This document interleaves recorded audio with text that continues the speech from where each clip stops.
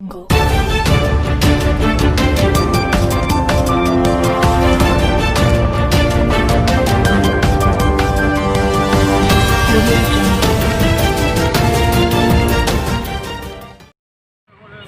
ଝାରସୁଗୁଡ଼ା ସହର ମୁଖ୍ୟ ରାସ୍ତା ମାର୍ଗରେ ଥିବା ବିଲ୍ଡିଂରେ ଚାଲିଛି ବିନା ସେଫ୍ଟି ବେଲ୍ଟରେ କଲର କାମ। ଦେଖିବାକୁ କେହି ନାହିଁ। ପଇସା ଲୋଭରେ ଠିକାଦାର ନିରୀହ ଲୋକମାନଙ୍କୁ ବିନା ସେଫ୍ଟି ବେଲ୍ଟରେ 4 ମହଲା ବିଲ୍ଡିଂ କଲର କାମରେ ଲଗାଇଛନ୍ତି। ଲେବର ଆକ୍ଟକୁ ଦେଖିଲେ କାହାରି ଇନ୍ସୁରାନ୍ସ ନାହିଁ, କାହାରି ବି ନାହିଁ କି ଲେବର ଇନ୍ସୁରାନ୍ସ ବି ନାହିଁ। ଘର ମାଲିକଙ୍କୁ ପଚାରିଲେ କହୁଛନ୍ତି ଠିକାଦାର ବୁଝିବି। ସରକାର ଅଲଗା ଅଲଗା କାମ ପାଇଁ ଅଲଗା ଅଲଗା ବିଭାଗ କରିଛନ୍ତି। ଝାରସୁଗୁଡ଼ା ସହର ବେହେରାମାଲ ଓଭରବ୍ରିଜ ତଳେ SBI ବିଲ୍ଡିଂ ରହିଛି। ଆଜି ସକାଳେ ଆମ ପ୍ରତିନିଧିମାନେ ଯାଉଥିବା ବେଳେ ଦେଖିଲେ କିଛି ଲେବର 4 ମହଲା ବିଲ୍ଡିଂରେ ବିନା ସେଫ୍ଟି ବେଲ୍ଟରେ କାମ କରୁଛନ୍ତି।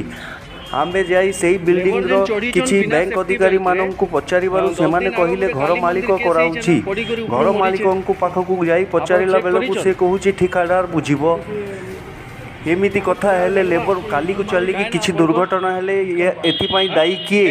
ଲୋକେ ଆସି ପୁଲିସ ପ୍ରଶାସନକୁ ହଇରାଣ କରିବେ। ଏଇ ଜିନିଷ ସବୁ ଦେଖିବା ପାଇଁ ଲେବର ଅଫିସର ଥାଏ। ଆମ ଝାରସୁଗୁଡ଼ା ଲେବର ଅଫିସର ଗଲେ କୁଆଡ଼େ? ତାଙ୍କ ଆଖିରେ ଏଇଟା ଦିଶୁନି। ଆମେ ଲେବର ଅଫିସରମାନଙ୍କ ଲେବର ଡିପାର୍ଟମେଣ୍ଟମାନଙ୍କ ଦୃଷ୍ଟି ଆକର୍ଷଣ କରିବା ପାଇଁ ଏଇ ନ୍ୟୁଜ୍ ଦେଉଛୁ। ଆଗକୁ ଚାଲିକି କିଛି ଦୁର୍ଘଟଣା ହେଲେ ଆପଣ ଦାୟୀ ରହିବେ।